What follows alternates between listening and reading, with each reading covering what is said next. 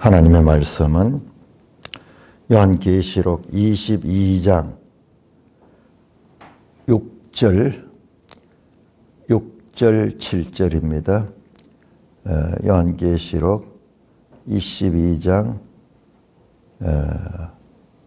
6절에서 8절까지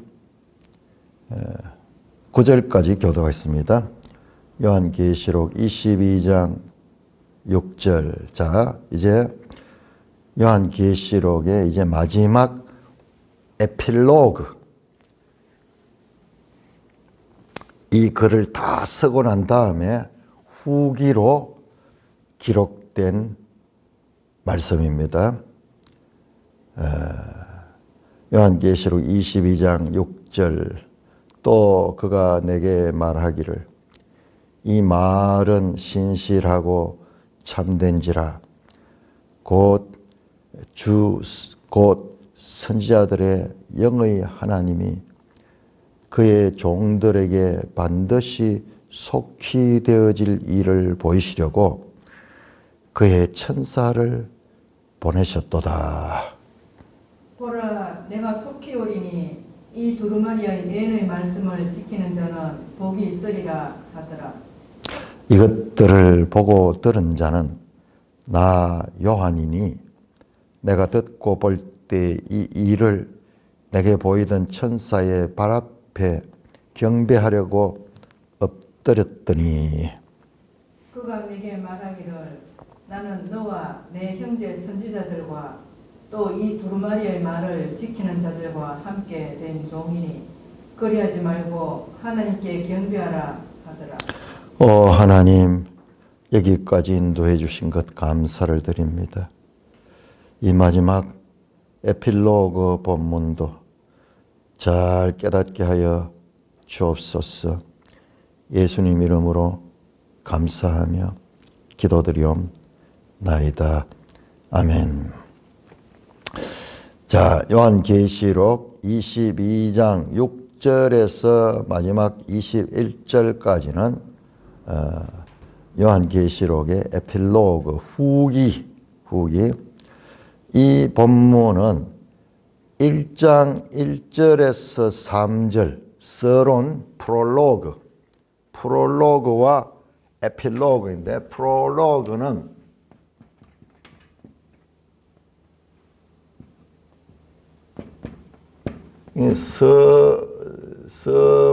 서문이라 그럴까요? 들어가는 말. 그 다음에 마지막은 에필로그. 이제 마치는 말. 자, 이렇게 되는데 보통 1절에서 3절까지를 프롤로그로 들어가는 이 도입부. 자, 마치는 말은 22장 6절에서 21절로 됩니다. 그리고 최종적으로 새 예루살렘 성을 보여준 것이 21장 1절에서 22장 5절까지 21장 새하늘 새 땅 그부터 시작해서 22장 5절까지가 이제 환상을 보고 그것을 설명해 주는 내용들이고 이제 마지막 마치는 말인데 요 두 개가 서론과 이 마치는 말이 여기에 인크루저를 이루겠다. 인크루저를 이루고 있다는 것을 알 수 있습니다. 자, 요거 이따 한번 찾아보고 전체적으로 보면은 서론보다는 이제 마지막 이 마치는 말이 더 길게 돼 있죠. 자, 여기에는 공식적으로 이 책이 예수 그리스도께서 천사들을 통하여 요한에게 계시한 것이라는 것을 밝힙니다. 그리고 요한이 이 계시의 증인임과 그 계시가 듣는 자들에게 전달된 예언임을 두 군데서 다 반복 강조합니다. 이거 이따 한번 찾아보겠고요. 그 다음에 이 마지막 부분에는 서론보다 이렇게 내용이 훨씬 길죠. 긴 내용에는 서론과 같으면서도 서론에서 이 나타났던 이 예언의 말씀을 듣는 자와 그리고 지키는 자가 복이 있다. 이 말씀도 마찬가지죠. 결론도 마지막 에필로그도 마찬가지로 이 두루마리 예언의 말씀을 지키는 자가 복이 있다. 그러면서 똑같이 서로 상하면서 그러면 왜 이렇게 내용이 기냐? 서론에는 없었던 내용들이 강조되는 것이 있습니다. 그것이 뭐냐? 그러면은 그것이 이제 추방되는 자들, 즉 저주받는 자들에 대한 내용이 반복이 됩니다. 자, 15절 보시면은 개들과 점술가들과 음행하는 자들과 살인자들과 우상숭배자들과 및 거짓말을 좋아하며 지어내는 자는 다 성 밖에 있으리라. 성에서 추방됩니다. 성 안에 절대로 들어올 수 없습니다. 이거 한 세 번째입니다. 세 번째 반복됩니다. 21장, 22장에서 세 번이 나옵니다. 그 첫 번째 나온 것이 21장 27절이었고 그 다음에 두 번째 나온 것이 21장 8절이었고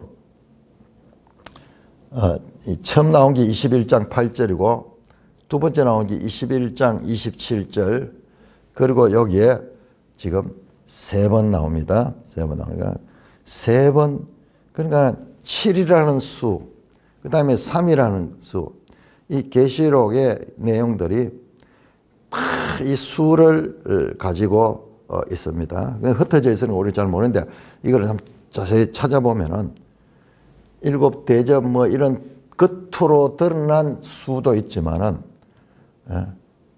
예를 들어서 거룩하다, 거룩하다, 거룩하다 세 번 이야기하죠. 화가 있을지다 세 번 이야기하죠. 자, 여기에도 이런 3 또는 7, 그 가운데서 666 하는 것은 확연하게 구별이 돼요. 확연하게 구별됩니다. 유일하게 그쪽에만 6이 강조가 되고 있는 거죠. 자, 그러면서 여기에는 이제 19절도 보면은 거룩한 성의 참여함을 제하여버릴 것이다. 이게 뭐예요? 저주예요. 저주. 추방되는 거. 자, 이 내용을 전체를 보다 보니까는 마지막 에필로그가 뭐냐 그러면은 복과 저주를 선포하는 내용이에요. 복과 저주를 선포합니다. 자, 여러분 복 있다는 것이요. 이 7절 보세요. 이 예언의 말씀을 지키는 자는 복이 있으리라. 그리고요 14절 보면은 자기 두루마기를 빠는 자들은 복이 있으니 최종적으로 7번 복이 있다. 마카이로이 하는 게 여기 7번 나오거든요. 7번 1장 3절 14장 13절 16장 15절 19장 9절 20장 6절 22장 오늘 7절 그 다음에 22장 오늘 14절 제일 끝에 두 번이 반복되면서 강조가 되고 있습니다. 여기에서도 복이 있다 나왔습니다. 그런데 여기서는 복이 있다는 것이 두 번이나 연속으로 강조되어서 나옵니다. 자, 복 있는 자, 복 있는 자. 아주 우리 성경에서 구원받는 하나님의 백성들을 가리키는 보편적인 표현이 복 있는 자입니다.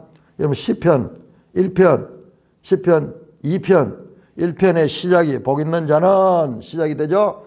그 다음에 2편 마지막에 복이 있도다. 이게 마카이로이. 복 있는 자, 구원받는 자, 복 있는 자가 하나님 나라에 입성하는 자들이에요. 그러니까 이 구원의 다른 표현이 복이 있다라는 거예요. 우리 세상에서도 복을 강조하고 있죠. 복을 강조하죠. 그러나 우리 성경의 복은 세상의 복과 달리 이것은 영원한 생명의 영생의 나로 들어가는 구원을 가리키는 표현입니다. 현실적으로 많이 가지고 높은 자리에 있고 뭐 아름다운 외모를 가지고 이런 것이 복이 아니라 진정한 복은 현실에서는 어려움을 당할 수도 있고 멸시를 당할 수도 있고 천대를 당할 수 있지만 진정한 복은 새하늘, 새 땅, 새 예루살렘 성 입성하는 겁니다. 그것을 다른 말로 하면은 구원받았다, 영생을 얻었다, 하나님의 생명책에 이름이 기록되었다, 이마에 하나님의 인침을 받았다. 전부 같은 의미의 다른 표현입니다. 최종적으로는 그것을 복 있는 자다, 복 있는 자다. 7절 복이 있으리라. 그 다음에 14절도 자기 두루마기를 빠는 자들은 복이 있다. 복 있는 자로 끝이 납니다. 여러분 이것을 제가 오늘 이 본문을 아마 다음 1시간 더 해야 될 거예요. 여기에서 아주 정교한 이 본문 내용도 중요하지만 성경과 성경과의 관계들을 우리가 볼 수 있습니다. 여러분 이 복 있는 자에 대한 가르침은 예수님께서도 마태복음 8장에서 팔복을 말씀하죠. 팔복. 여러분 8이라는 숫자는 잘 나오지 않죠. 그런데 8이라는 숫자는요, 이게 하나님 새하늘의 숫자입니다. 예수님이 부활한 것이 제8일입니다. 안식 후 첫날 제8일이고, 그리고 이 8은 새 것을 가리킵니다. 노아의 이 가족들 8명이 그 홍수에 다 죽었을 때 그들만 구원을 받고 새로운 출마를 했죠. 8일. 이 8이라는 숫자는 새로운 것을 강조하는데 이 8의 숫자가 바로 새로운 것의 절정인 새하늘, 새 땅, 새 예루살렘을 대표하는 수가 되는 것입니다.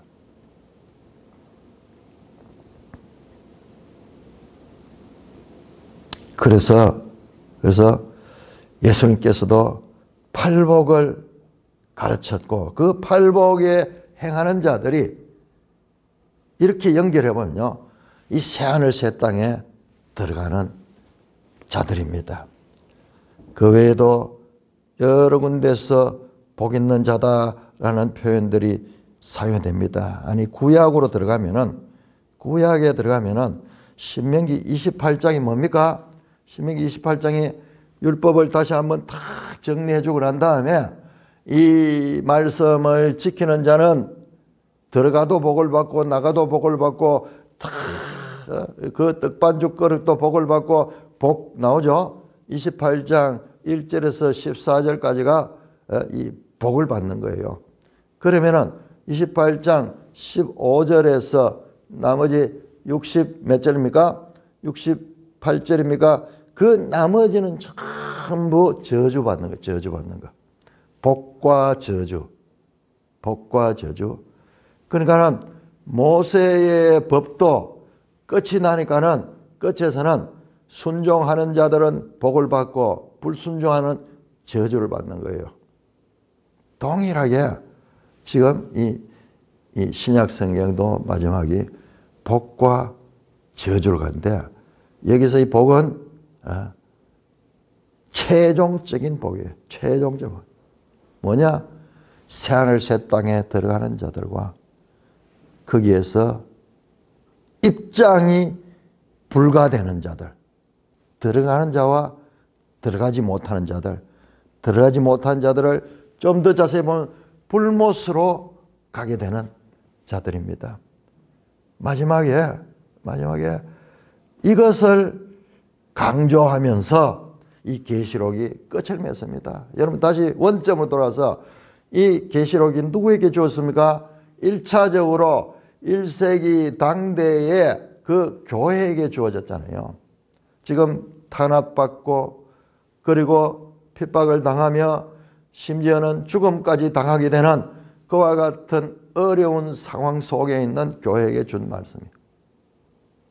그러니까 끝이 분명해요. 끝이 그 교회에게 너희가 끝까지 이기는 자가 되라. 이기는 자에게는 복 있는 자가 되고 그 복은 영광의 그 나라, 이 세상에 처음 하늘과 처음 땅의 것들과는 비교할 수 없는 영광스러운 그 나라에 입성하게 된다. 그 나라 시민이 되고 그 나라의 주인이신 하나님의 아들들이 되어서 왕노를 하게 된다. 그 왕노릇을 우리가 상상할 수 없어요. 그 왕노릇은 어때면요, 새 창조의 그 세상에 오늘 이 처음 하늘과 처음 땅에 있는 우리가 지금 살고 있는 이 처음 창조에도 나라들이 있고 각 나라마다 왕들이 있고 그 우두머리들이 다 그렇게 존재하는데 그 새하늘 새 땅에 우리는 그냥 우리 수준에서 생각하는데 하나님의 차원에서 새하늘 창조는요, 처음 창조와 이 처음 하늘 처음 땅의 창조도 얼마나 대단합니까? 온 우주와 그리고 이 지구의 이 어마어마한 이와 같은 스케일을 가지고 있죠. 새하늘 새 땅은 그보다 더 영광스럽고 더 클 수도 있습니다. 그 복을 가지게 된다. 그러므로 복 있는 자가 되라. 복을 받는 자가 되라. 끝까지 이기는 자가 바로 복 있는 자다라는 결론에서 지금 나타나고 있는 것입니다. 자, 우리 한번 본문을 세부적으로 한번 살펴보겠습니다. 22장 6절 에필로그의 첫 절이죠. 첫 절이 프롤로그의 첫 절 1장 1절에서 3절과 긴밀하게 이렇게 연결되는 것을 볼 수 있습니다. 우리가 너무 많이 떠나와 가지고 지금 다 잊어버렸는데, 근데 이 성경은 제가 늘 이야기했듯이 이 구조적인, 특별히 히브리인들의 사고가 그냥 이 순서적인 것보다도 전체적인 그런 수미상관 구조를 이루는 구조를 갖습니다. 자, 우리 1장 1절과 한번 대조해 봅시다. 1장 1절. 1장 1절. 예수 그리스도의 계시라. 이는 하나님이 그에게 주사 반드시 속히 일어날 일들을 그 종들에게 보이시고 그의 천사를 그 종 요한에게 보내어 알게 하셨다. 자, 그 종들에게 반드시 속히 일어날 일들을 그 종들에게 보이시려고 그의 천사를 그 종 요한에게 보내어 알게 하신 것이라. 자, 22장 6절 보세요. 그가 내게 말하기를. 자, 여기에 그는 앞에는 어떤 그 마지막 천사입니다. 그 천사.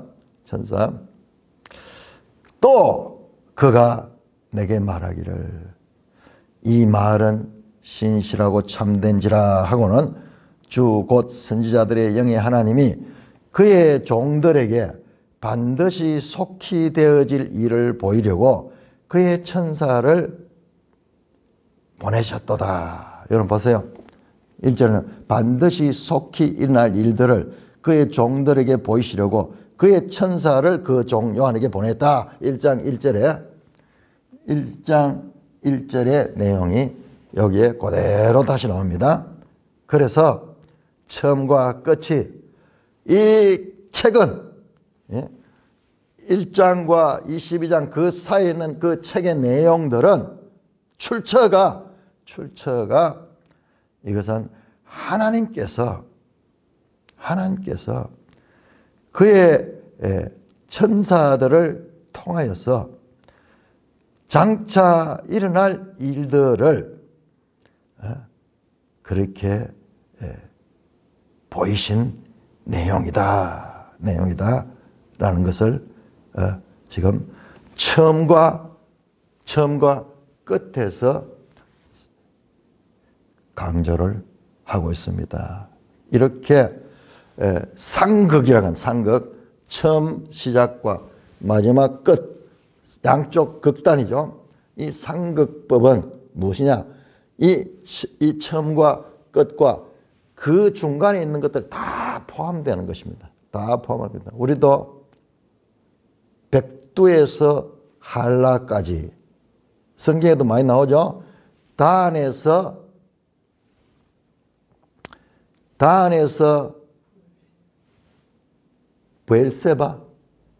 부엘세바까지는 부엘세바입니까? 단에서 부엘세바.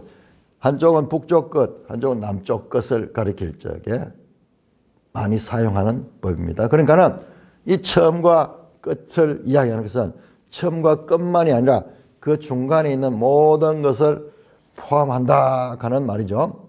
그러므로 이 책의 내용들은 하나님께서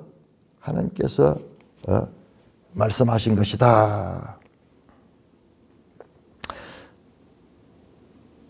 천사들을 통하여 그의 종들에게 반드시 속히 되어질 일들을 보이시려고 그의 천사를 보냈다.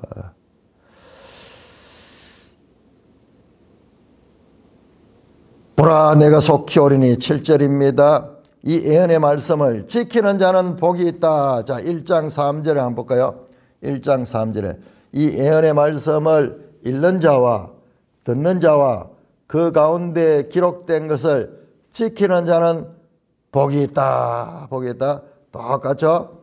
근데 여기서 이제 지키는 자만 나오죠. 끝에는 지키는 자만 나오는데 읽는 자, 듣는 자는 결국 지키는 자입니다. 지키는 자가 되어야지 그 읽는 것이 의미가 있고 듣는 것이 의미가 있습니다. 이 예언의 말씀을 지키는 자는 복이 있다. 자, 마찬가지로 이 두루마리의 예언의 말씀을 지키는 자는 복이 있다. 22장 8절은 이것을 보고 들은 자는 나 요한이니. 자, 나 요한이니 나오죠. 자, 1장 1절에 그 종 요한에게 보내어 알게 하시다. 그 종 요한에게 보내셨다. 2절도 1장 2절도 요한은 하나님의 말씀과 예수 그리스도 자기가 본 것을 증언했다. 이 증언자가 요한이다. 자, 22장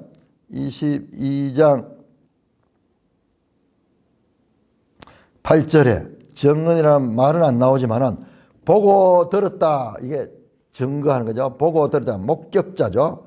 보고 들은 자는 나 요한이니. 자, 그것을 내가 증거했다. 그렇게 나와서 1장 1절과 22장 6절, 7절 또는 8절까지가 이렇게 정교하게 인크로저를 이룬 것을 발견할 수 있습니다. 자, 우리가 이번에 요한계시록을 공부하면서 성경의 구조를 계속 이런 큰 구조로 이렇게 엮여져 있다. 이 책이. 그래서 우리가 성경 읽기를 많이 읽고 그 다음에는 전체로 볼 적에 더 명확하게 하나님 뜻을 알 수 있다. 그때 이런 구조를 발견할 수가 있게 되는 것입니다. 되는 것입니다.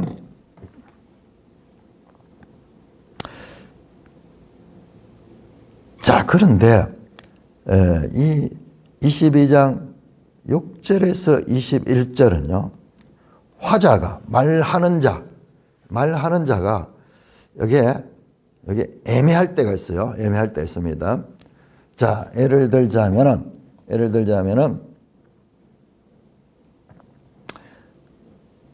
7절을 보시면은 갑자기 보라 내가 속히 오리니 이 두루마리의 은의 말씀을 지키는 자는 복이 있다. 보라 내가 속히 오리니 갑자기 이 보라 감탄사 나오죠. 이 두 그리고 내가 속히 오겠다. 속히 오겠다. 여기 나는 누구냐? 나는 예수님이요. 예수님. 그런데 6절은 반드시 6절은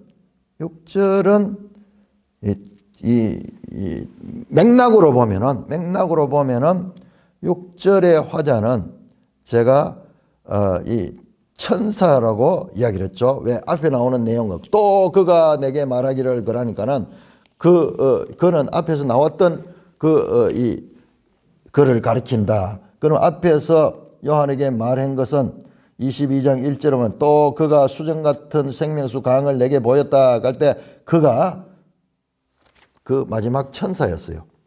그런데 여기에서 보면은 그는 6절은 천사인 것으로 보이고 그리고 이 말은 신실하고 참 이건 좀 이따 보고요.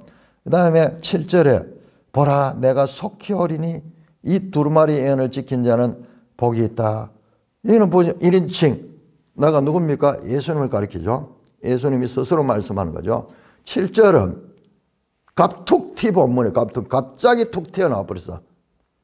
자, 그런데 이런 경험은 우리가 앞에서도 경험했습니다. 그래서 제가 앞에서 이 본문을 강조를 했던 게 바로 이 이유 때문에 그래요. 자, 16장 15절 볼까요? 16장 15절. 자, 오늘은 큰 내용보다도 요 성경의 섬세한 연결점, 그 다음에 이따가 보겠지만은 책과 구약 성경과의 그 관계성, 연속성, 우리가 계속 지금 그걸 보고 있는데 그걸 좀 더 정교하게 볼 수 있는 기회가 될 거예요. 자, 16장 보세요. 16장 15절 보세요. 보라 내가 도둑같이 오리니. 자, 오늘 22장 7절 보라 내가 속히 오리니. 똑같죠? 도둑같이 온다. 속히 온다. 제가 이 설교할 적에 이 16장 15절을 이것을 예수님의 말씀이라고 했습니다. 자, 앞에 나온 내용 보세요. 앞에는 뭡니까? 이 귀신의 영들이 온 세상 사람들을 모아가지고 하나님을 대적하는 전쟁을 벌이려고 그러죠. 그 사이, 그 본문 16절과 14절 그 사이에 요 15절이 보라 내가 도둑같이 온다. 주님이 오실 것을 재림하실 것을 말씀하는 그와 같은 내용이 나옵니다. 거기가 보세요. 거기가 복이 떴다. 누구와? 깨어 자기 옷을 지켜 벌거벗고 따지지 않으며 자기의 부끄러운 것을 보이지 아니한 자는 복이 있다. 여기 7개 나오는 복이 있다가 지금 여기에 또 나오는 거예요. 여기. 왜 복이 있습니까? 도둑같이 올 때 부끄러움을 보이지 아니하는 이와 같은 주위에 둘러싸고 있는 세상 왕들이 모여서 하나님을 대적하는 이와 같은 전쟁할 적에도 끝까지 믿음을 지키는 자는 주님의 재림의 그날에 영광스러운 그 나라에 들어가게 될 것을 강조하기 때문에 여기서 복이 있도다 하는 거예요. 여러분 보세요. 내용을 자세히 보시면은 지금 14절도 귀신의 영이라 이적을 해 온 천하 왕들이 가서 하나님 곧 전능하신 이의 큰 날이 있을 전쟁을 위하여 그들을 모으더라. 어느 장면을 지금 묘사하고 있잖아요. 나레이터가 묘사하고 있잖아요. 그 다음에 이 16절도 새 영이 히브리어로 아마겟돈에 하는 곳으로 왕들을 모으더라. 장면을 지금 그리고 있잖아요. 그런데 15절에 갑자기 보라 내가 도둑같이 오리니. 이거 예수님의 말씀이에요. 예수님 말씀.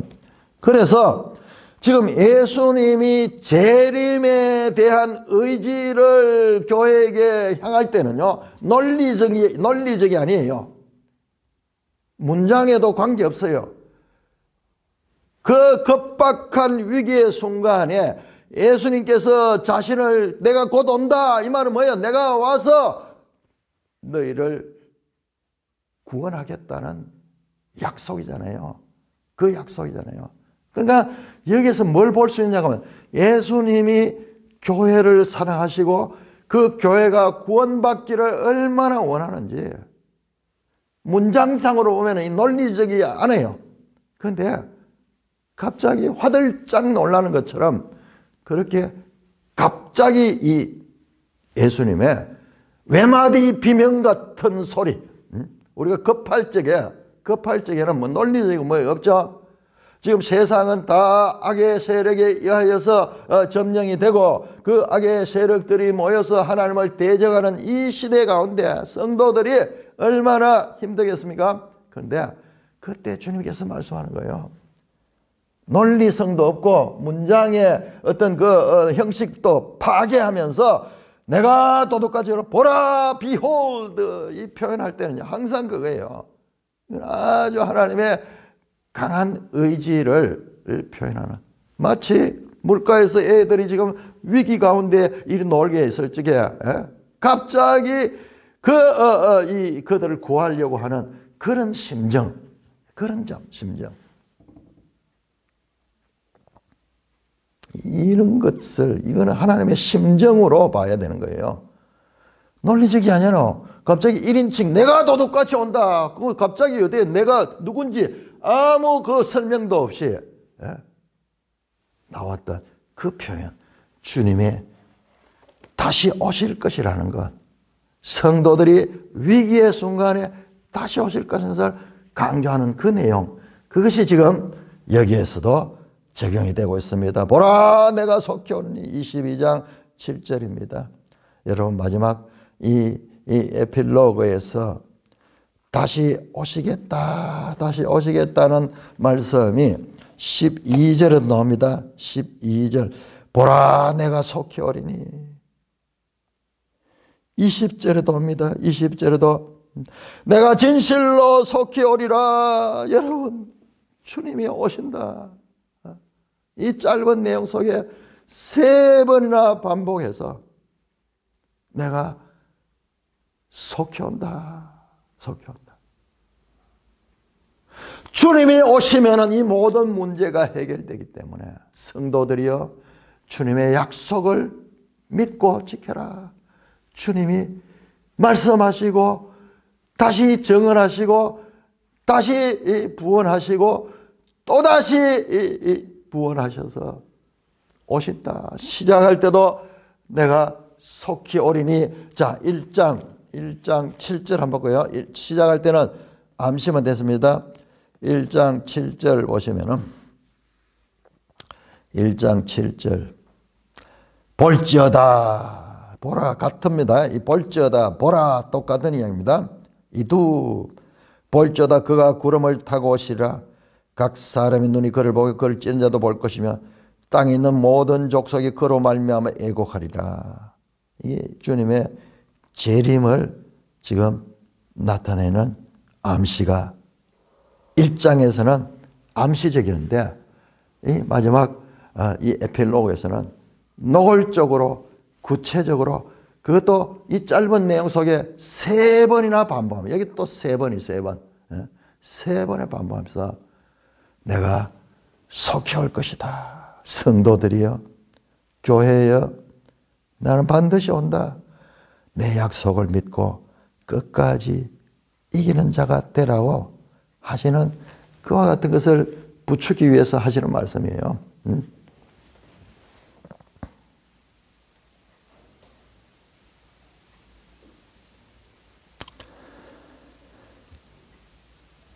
진정한 복은 하나님의 계시와 그 계시에 대한 요한이 정언한 것들의 목표가 뭐냐? 복을 받아라. 복 있는 자가 되라. 세상은 알지 못하는 복이에요. 세상은 알지 못하는 복. 같은 복이지만 세상이 말하는 복과는 다른 복이고 그 세상이 바라는 상보다도 상상할 수 없는 그와 같은 큰 상이 기다리고 있습니다. 자, 이 본문을 아주 섬세하게 봐야 되는데요. 제가 조금 그렇게 보겠습니다. 자, 6절에 보시면은 그가 내게 말하기 이 말은 신실하고 참된지라 그러면 말합니다. 이 말은 이 말은 이게 앞에 나왔던 지금 저희가 에필로그잖아요. 그러니까 이 앞에 나왔던 모든 것을 포함하는 말일 수 있어요. 이 말은 신실하고 참된지다. 신실하다 피스토스, 참되다 알레테이아. 진리고 믿을 만한 일이다. 믿음과 진리로 된 말이다. 강조를 합니다. 그러니까 이게 지금 단락이 에필로그 단락이기 때문에 이제 마치는 말이기 때문에 지금 여기서 이 말 가는 거는 지금까지 했던 말 전체를 다 보면 그만큼 이 요한의 정언, 요한이 계시록을 기록한 이 말에 이 가치가 있는 것이다. 있는 것이다는 것입니다. 자, 요 말씀은 이 앞에서도 한번 나왔어요. 자, 19장 11절 한번 볼까요? 19장 11절. 또 내가 하늘에 열린 것은 보라 백마와 그 이름은 충신과 진실이라. 여러분 요게 충신하는 게 피스토스고 진실이 알레테이아예요. 여기 같습니다. 우리 번역에 같은 말인데 여기는 이 19장에서는 충신과 진실하고 번역했고 그 다음에 22장 6절에서는 신실하고 참되다. 참된 것이나 진실한 것이나 같은 거죠. 참된 것은 우리말이고 진실한 것은 한자잖아요. 한자. 그 다음에 신실하다. 이것도 한자고 믿을 신자죠. 충신하는 것도 같은 내용인데 그 누구를 가리킵니까? 예수 그리스도의 본성. 그 백마 탄 자의 이름이 피스토스와 알레테이아. 그 본질 자체, 그 이름이 본질 그 자체예요. 충신과 진실이다. 그렇게 되어 있습니다. 에어컨 계속 좀 켜주세요. 자, 충신과 진실이다. 지금 진실하고 신실하고 참되다. 같은 말입니다. 같습니다. 또 21장 5절 한번 볼까요? 21장 5절 21장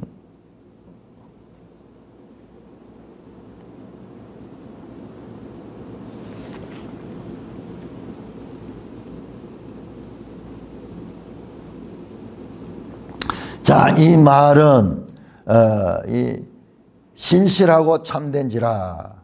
자, 무엇이냐? 강조입니다. 앞에 나오는 지금까지 한 말은 믿을 수 있고 진리의 말이다. 자, 이 말씀의 구약적 배경을 한번 보겠습니다. 구약적 배경. 자, 다니엘 2장 45절.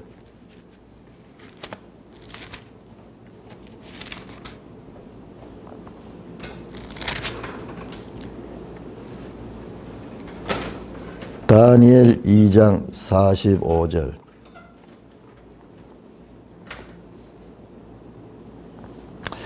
자, 다니엘이 그 2장에서 그 환상을 보았는데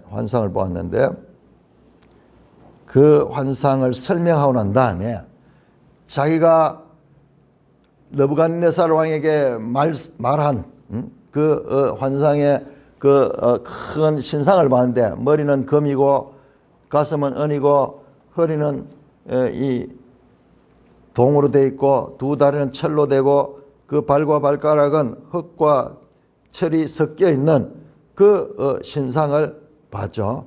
그 신상에 대해서 설명하고, 근데 그 신상에 뜨인 돌이 날아와서 그 발을 치니까는 그 여름 타작마당의 겨같이 그 신상이 다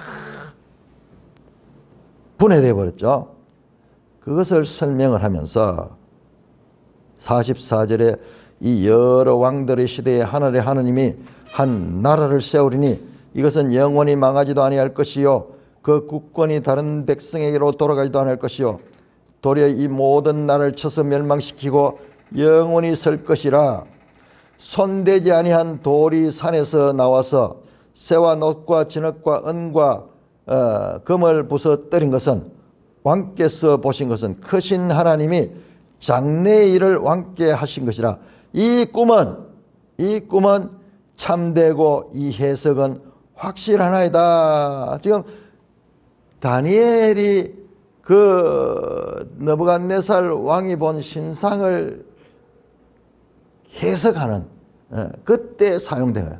이 꿈은 알레테이아 참되다. 물론 이것은 이제 아람어로 돼 다니엘은 아람어로 되어 있습니다. 그 의미가 같다는 거예요. 그 해석은 확실하다. 다니엘이 풀어준 이 해석은 신실하고 참된 것이다. 요한이 지금 말씀한 것과 동일한 말씀을 하고 있습니다. 그래서 지금 이 환상들, 다니엘이 본 환상도 하늘의 계시로부터 왔고 사도 요한이 본 환상도 하늘의 계시로부터 왔다는 것을 강조하고 있습니다. 제가 왜 여기서 다니엘서 이 본문을 가지고 있느냐 그러면 이걸 기억하고 있어야 돼요. 기억하고 있습니다. 이따 깜짝 놀랄 내용들이 나오게 됩니다. 그러니까 이 성경과 성경과의 관계가 우리가 밀접한 관계가 있다는 것은 지금 확인했죠. 특별히 다니엘, 에스겔, 이사야, 에레미야, 그 다음에 소선지서들 말할 수 없이요. 그리고 시편, 심지어는 저 역사서들까지도 밀접하게 연관이 있다는 것을 우리는 확인했습니다. 그러니까 성경이 그냥 각 책마다 다른 내용이 아니고 다 서로 연결되어서 하나님의 뜻을 드러내고 있는 거예요. 그러니까 다른 시대에 다른 사람에 의해서 다른 언어로 서해지고 다른 문화에서 서해졌을지라도 참 저자가 하나님이시기 때문에, 그리고 그 기록자들은 몰라요. 이런 관계성을 알지 못합니다. 자기들은 단지 역할을 담당했을 뿐인데 마지막에 이제 이 계시록과 다 연결이 되면서 하나님의 뜻이 드러납니다. 자, 요 말씀은 이 신실하고 참된다. 자, 그 다음에 곧 선지자들의 영의 하나님이 그의 종들에게 속히 되어질 일을 보였다. 자, 여기에 또 선지자들의 영의 하나님. 자, 이 본문은 19장 10절에서 나왔던 말씀입니다. 19장 10절에도 이 내용이 나오는데 19장 10절 한번 볼까요? 제가 그때 이걸 많이 강조했는데 19장 10절 보시면은 19장 10절 예? 탁 갔습니다 지금. 자, 일단 먼저 이 배경을 한번 봅니다. 자, 여기에서 10절에 보시면 요한이 그 천사에게 엎드려 경배하려고 그러는 거 10절에 보세요. 천사한테 엎드려 경배하려고 그러니까는 그 천사가 내한테 그러지 마라. 나는 너희와 같은 그런 섬기는 그런 역할을 맡은 종이다. 오직 하나님께 경배하라. 그 이야기가 지금 19장 10절에 나오죠. 자, 20장 가보실까? 22장 9절을 보세요. 29절 8절 보면은 또 요한이 천사의 발에 앞에 엎드렸더니 그가 내게 이르기를 나는 너와 내 형제 선지자와 또 이 두루마리 말을 지키는 자들 같이 된 종이다. 단지 하나님께 경배하지 나에게 천사에게 경배하면 안 된다. 지금 요 내용이 나와요. 요 내용과 연결돼서 지금 자 바로 이 22장 6절에 선지자들의 영이 나왔잖아요. 그 선지자들의 영의 하나님 나왔죠. 자, 다시 19장 10절에 보세요. 자, 천사가 나에게 경배하지 마라 그러고는 오직 하나님께 경배하라. 예수의 정언은 애언의 영이라 하더라. 예수의 정언은 애언의 영이라 하더라. 이 본문이요. 참 난해하고 그래서 여기에서 온갖 이단들이 많이 나옵니다. 그때 내가 이 강조해서 말했습니다. 자, 여기서 애언의 영 가는 게, 애언의 영 가는 게, 이 애언 가는 게 우리가 선지자 프로파테스 할 때 그 선지자를 가리킬 때 쓰는 표현이에요. 선지자의 영이다 이 말이에요. 선지자의 영. 지금 얘기 나오잖아요. 22장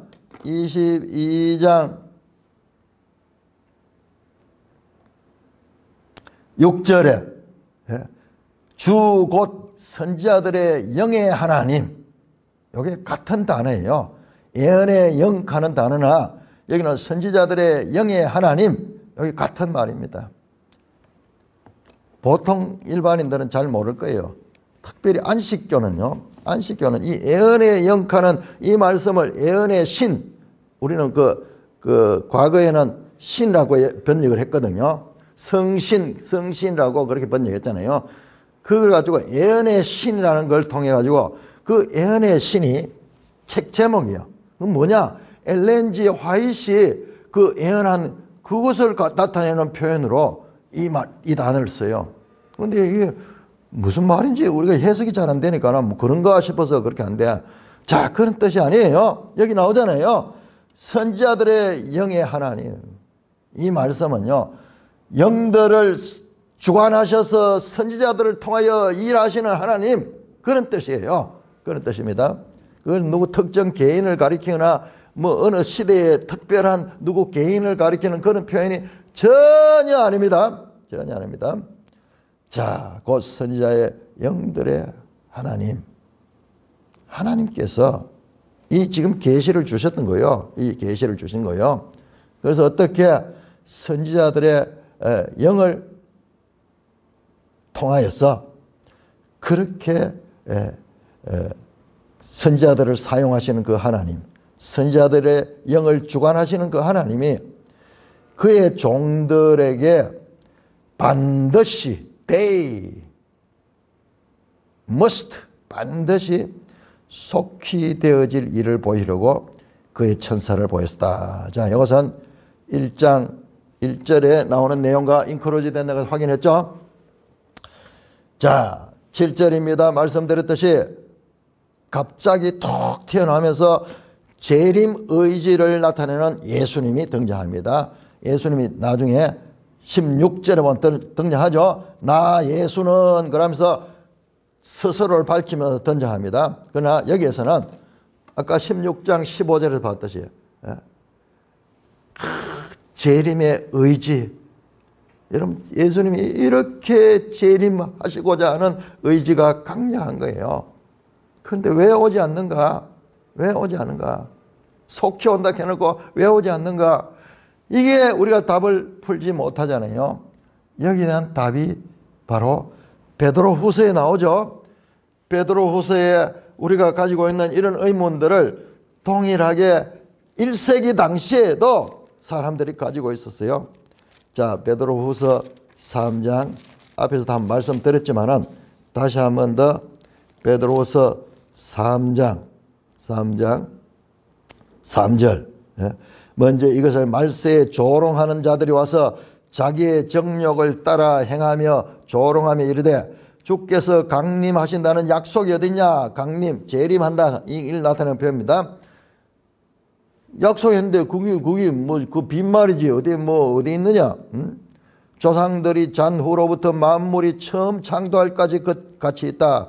자, 여기에서 우리 이제 표현도 더 이해가 되는, 처음 창조할 때 이건 뭡니까? 지금 우리가 살고 있는 이 땅, 새하늘 새 땅이 아니라 처음 하늘과 처음 땅, 지금 그 이야기를 하잖아요. 이 세상이 영원히 그대로 있지. 재림이 어디 있느냐. 이는 하늘이 옛적 붙어 있는 것과 땅이 물에서 나와 물로 성명 하나님 말씀으로 된 것을 그들이 일부러 일절합니다.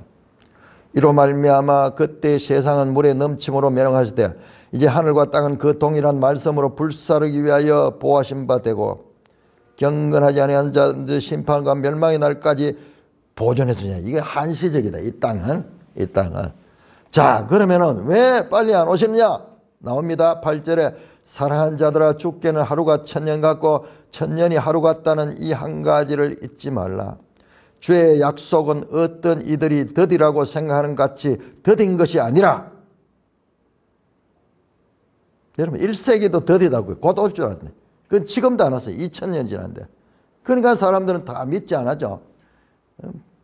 심지어는 그리스도인조차도 재림에 대해서 안 믿는 사람들이 얼마나 많은지 몰라요. 그런데 설명합니다. 왜 더딘같이 느끼냐. 오직 주께서는 너희에 대하여 오래 참으사 아무도 멸망하지 아니하고 다 회개하여 하기에 이르기를 원한다. 그러나 주의 날이 도둑같이 온다. 그날에는 하늘이 큰 소리로 떠나고 물질이 뜨거운 불에 풀어지고 땅과 그 중에 있는 모든 일이 들어갔다. 12절 하나님의 날이 임하기를 바라보고 간절히 사모하라. 그날에 하늘이 불에 타서 풀어지고 물질이 뜨거운 불에 녹아지니와 우리는 그의 약속대로 의가 있는 새하늘 새 땅을 바라본다. 여러분 여기에 지금 속히 오신다게 나누고 왜 속히 오지 않아? 1세대가 죽고 2세대가 죽고 3세대가 죽는데 속히 오지 않아. 주님이 반드시 오시지만은 아직도 이 땅에 이 구원받는 자들을 지금 더 기다리고 계시는 거예요. 아무도 멸망하지 않고 다 회개하게 하기를 원하시라고. 앞에서 봤잖아요. 이런 재앙들조차도 회개하고 돌아오기를 위하여 그 재앙을 주는 것인데 일부 돌아온 사람이 있었어요. 일부 돌아온 사람이 있었어요. 그러나 끝까지 하나님을 비방하고 회개하지 아니하고 더 고개를 빳빳이 하나님께 세우고 하나님을 비방하는 악한 자들의 모습을 보여줬잖아요. 그러나 그 가운데서도 구원받는 자들이 있다. 자, 그래서 내가 올 적에 이 두루마리 예언의 말씀을 지키는 자는 복이 있다. 이 말씀이 우리의 이 생명의 길을 제시하는 말씀이다. 8절입니다. 이것을 보고 들은 자는 나 요한이니. 1장 2절에도 요한을 통하여 이 증언을 하게 했다 나오죠. 자, 이것들을 보고 들은 자, 목격자가 또 누굽니까? 정인이죠. 정인. 자, 요한 1서 한번 볼까요? 요한 1서 1절 2절 1장 1절 2절 태초에 있는 생명의 말씀에 관하여는 우리가 들은 바요 눈으로 본 바요 자세히 보고 우리 손으로 만진 바다. 이야, 사도 요한은 직접 태초에 있는 생명의 말씀, 이 육신을 입고 오신 예수님부터 직접 말씀을 배웠고 들었고 눈으로 보고 손으로 만지면서 같이 교제했던 그 증인입니다. 증입니다. 2절에 이 생명이 나타나신 바 된지라 이 영원한 생명을 우리가 보았고 증언하여 너에게 전하니. 자, 여기는 초림 예수를 증언한 것이 이 요한인데, 지금 여기에서 이 증언은 초림 예수가 아니라 이 재림하실 예수님에 대해서 지금 보고 들은 요한입니다. 나 요한이니 내가 듣고 볼 때 이 일을 내게 보이던 천사의 발 앞에 경배하려고 엎드렸더라. 앞에 나왔던 21장 9절에 나왔던 똑같은 일을 여기서 또 반복해요. 이 천사가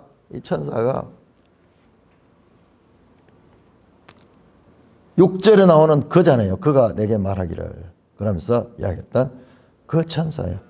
그 천사가 지금까지 이 내용들 다 보여주는 거 보니까 너무 감동적이고, 그리고 요한이 그 위험 앞에 뭔가 이 숭배하지 아니할 수 없는 그런 그 마음이 일어났던 것 같아요. 여러분, 사람들 가운데서도 좀 큰 사람을 만나거나 은인을 만나면은 우리가 경배하려고 하잖아요. 베드로가 능력을 받아서 하나님의 말씀을 전하고 그러니까는 그 고넬료 집안 사람들이 고넬료를 초청해가지고 베드로가 왔을 적에 그들이 베드로를 섬기려고 하고 절하려고 하잖아요. 이러지 마라. 지금 여기 나오는 요한이 천사가 요한에게 하는 일과 똑같이 베드로가 사람들에게 하는 것을 보았죠. 자, 여기에서 이 요한이 어떤 사람입니까? 초림 예수를 직접 만나고 가장 가까이 있던 사람인데, 그도 이 영광스러운 장면들을 자신에게 인도하고 보여준 천사. 여러분, 하나님께서 예수 그리스도의 계시를 요한에게 보이기 위해서 어떻게 천사를 도구로 사용했는데, 이제 그 천사가 그 일이 끝났는 거예요. 그러니까 그 천사 앞에 다시 엎드려서 경배하려고 엎드렸더니 그가 내게 천사가 말합니다. 나는 너와 내 형제 선자들과 또 이 두루마리 말을 지키는 자들과 함께 된 종이니. 자, 천사의 지위가 어떤 건가? 우리 여기에서 알 수 있습니다. 우리는 천사를 보면은 실제 1세기에 천사 숭배가 있었어요. 천사 숭배를 하고 천사를 신적인 존재로 숭배하기도 하는데, 천사의 정체가 천사의 입을 통해 드러나는데, 천사나 네 형제 종들, 그 성도들이나 동일한 역할이다. 또 이 두루마리의 말을 지키는 자들과 함께 된 종은 너와 요한과 네 형제 선지자들과 요한과 같이 일하는 그런 그 선지자들, 뭐 사도들이 포함되겠죠. 그러나 1세기 사도들은 거의 지금 여기에서 순교를 당했습니다. 요한과 가까이서 일하는 그런 주의 이 사역자들, 그리고 두루마리의 말을 지키는 자들, 일반 성도들 이나 천사나 내나 같은 종이다. 같은 종이다. 종이 뭡니까? 하나님을 섬기는 것, 주인을 섬기는 자들이 종이죠. 같은 수준이다. 그러니까는 그러지 말고 오직 하나님께만 경배해야 된다. 요한조차도 1세기의 위대한 사도 요한조차도 이 천사의 권위 앞에 그렇게 2번이나 그렇게 경배하려고 하는 이런 이 어처구니 없는 모습을 보입니다. 우리가 봤을 적에. 그러나 그 요한 자신은 지금 어마어마한 이와 같은 광경들을 보고 그것을 안내해주고 말해준 그 천사에게 자기가 어떤 그 마음에서 오러오는 그런 경외감이 있었던 것 같아요. 그러자 그 천사가, 이 천사들은 자기의 본분을 알고 있잖아요. 천사 가운데도 마귀 같은 것은 교만해가지고 자기의 본분을 잃어버리고 그렇게 이 하나님을 반역하는 일을 했지만은, 이 천사는 그러지 않고 요한에게 하나님께만 경배해야 될 것을 가르쳐주고 그 경배를 사양을 하고 있습니다. 자, 그 다음에 10절입니다. 또 내게 말하되, 누가 말했겠어요? 바로 앞에 나오는 천사죠. 천사가 내게 말하되 이 두루마리의 말씀을 임봉하지 말라. 때가 가까우니라. 자, 제가 앞에서 6절을 이야기하면서 다니엘 2장을 강조해서 설명했던 게 지금 이 때문에 그래요. 지금 10절에 보세요. 천사가 말합니다. 이제 이 두루마리의 예언의 말씀을 임봉하지 말라. 자, 임봉하다. 자, 5장에 그 어린 양이 그 7 임봉된 두루마리를 폈죠. 아무도 펼 자가 없죠. 그런데 일찍 죽임을 당한 다윗의 뿌리, 이 다윗의 사자, 그리고 이 유다 지파의 사자 다윗의 뿌리, 어린 양이 그 인을 뗄 수 있는, 봉하여진 임봉된 것을 뗄 수 있는 자격을 가졌잖아요.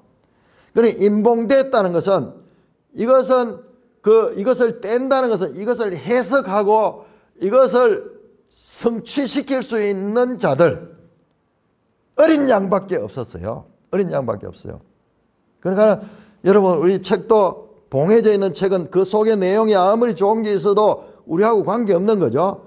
그러나 그 내용을 펼쳐서 읽고 그 뜻을 깨닫고 할 수 있는 그와 같은 자가 되어야 되는데, 그 임봉되어 있으면은 우리가 있어도 알 수 없는 거예요. 그래서 임봉된 건 뭐냐? 그 내용을 우리가 이해하지 못하는 거예요. 봉한 책 같은 거는 책이 아무리 있어도 그 내용을 이해를 못하면은 이 봉한 책이나 마찬가지인 거예요. 지금 그런데 이 천사가 이 두루마리의 예언의 말씀을 임봉하지 말라 말합니다. 임봉하지 말라고 말합니다. 자, 다시 다니엘서 돌아가십니다. 다니엘 8장 27절.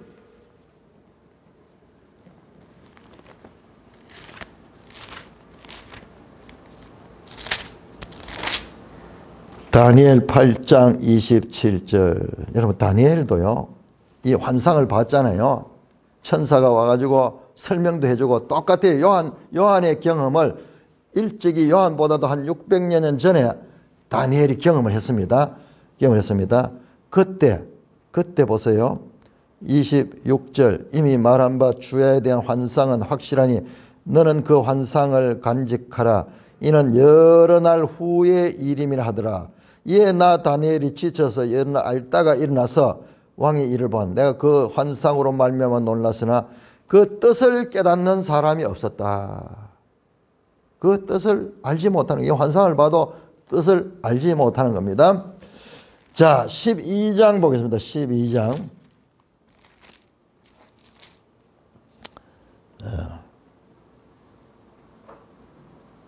12장 4절. 자, 다니엘도 이와 같은 두루마리를 봤습니다.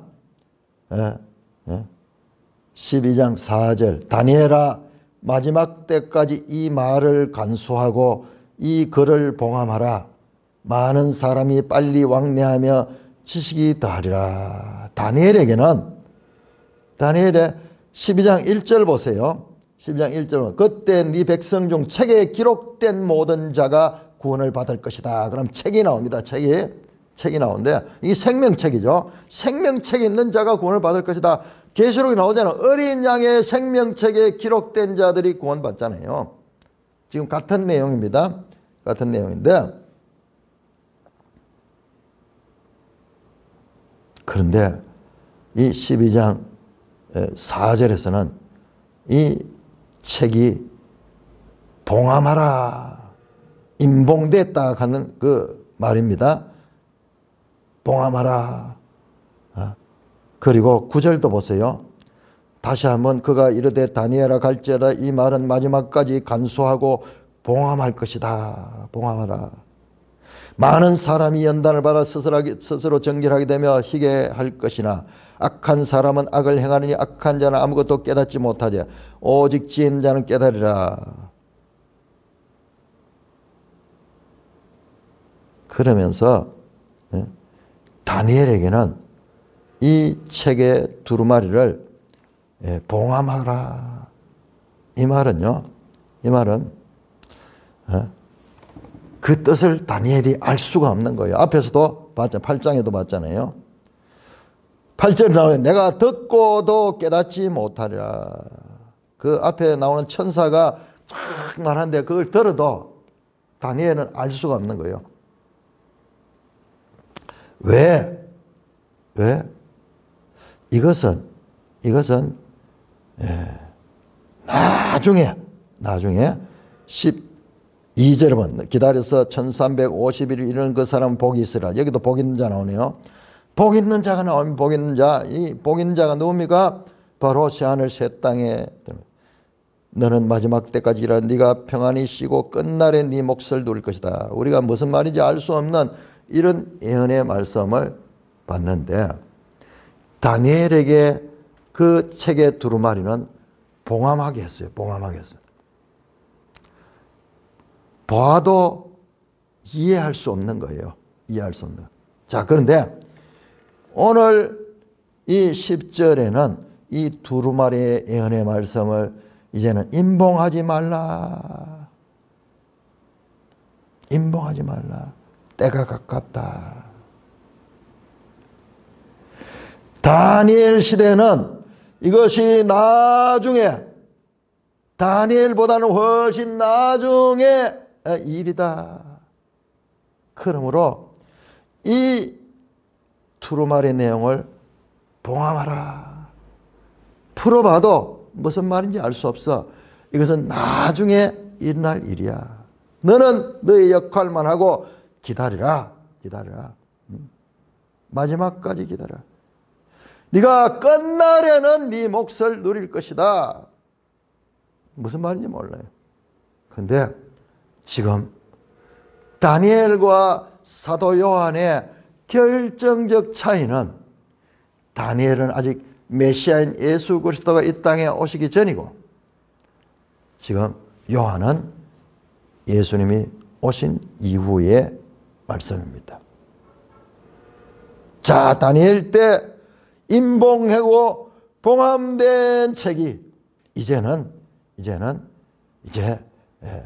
임봉하지 않습니다. 이제 풀어지는 거예요. 열려지는 거예요. 마치 예수님께서 7 임봉된 그 두루마리를 하나하나 풀어서 그것을 성취시켰듯이 자, 이제는 이 모든 일들이 성취될 때가 왔다. 그래서 이어서 때가 가까우니라. 불의를 행하는 자는 그대로 불의를 행하고 더러운 자는 그대로 더럽고 지혜로운 자는 그대로 의를 행하고 거룩한 자는 그대로 거룩하게 하리라. 제가 지금 엄청난 이야기를 하는 거예요. 이 요한계시록과 다니엘이 지금 서로 연속성을 가지고 아주 단순한 연속성이 아니라 다니엘에서 봉함된 것이 계시록에서 풀어지는 이와 같은 연속성을 말씀하는데 그걸 더 확장하는 것이 지금 뒤에 나오는 방금 나오죠? 불의를 행하는 자는 그대로 불의를 행하고 더러운 자는 그대로 더럽고 의로운 자는 그대로 의를 행하고 거룩한 자는 그대로 거룩하게 하라. 여러분 다니엘서 보세요. 다니엘 12장 10절 많은 사람이 연단을 받아 스스로 정결하게 되며 희게 할 것이나 악한 사람은 악을 행하느니 악한 자는 아무것도 깨닫지 못하지 오직 지혜인 자는 깨달으리라. 더러운 사람은 계속 더러운 일을 행하고 불의를 행하는 자는 그대로 불의를 행하고 그러나 거룩한 자는 거룩하게 되는 거예요. 자, 마지막 때까지 지금 이런 내용도 지금 같은 본문 속에 두 책이 다 마지막이죠.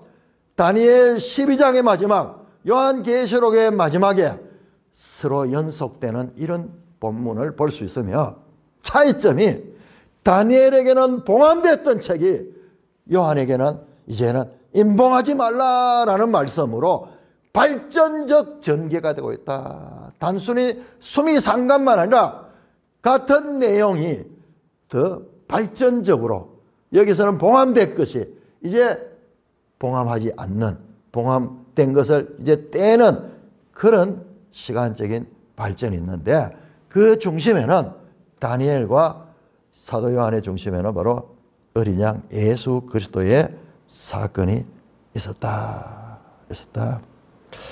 12절입니다. 요한계시록 20장 12절, 내가 속히 오리니 내가 줄 상이 있어 각 사람에게 그가 행한 대로 갚아주리라. 자, 이 본문은 우리가 다음 시간에 아마 마치게 될 것 같아요. 다음 시간에 나누도록 하겠습니다. 다시 한번 예수님께서 오시겠다 재림의 의지를 하면서 이번에는 발전적으로 재림하셔서 내가 상을 줄 것이다. 상을 줄 것이다. 그 상을 내가 보상을 줄 것이다.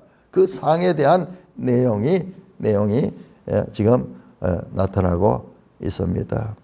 여러분 1세기 교회들, 그 교회들에게 아주 구체적으로 너희들이 이기는 자가 되어야만 할 그와 같은 당위성을 계속 자세하게 설명해 주시는 주님의 모습을 볼 수 있고, 이를 통해서 하나님이 누구신가, 예수님이 누구신가, 한 사람이라도 더 많은 사람이 구원받기를 원하시는, 반드시 오시되 그 기간 동안, 하나님이 정하신 기간 동안 이 땅에 구원받는 백성들을 찾고 계시며, 그 구원받는 백성들이 구원받는 것을 소원하시는 하나님의 심정을 우리가 느낄 수가 있습니다.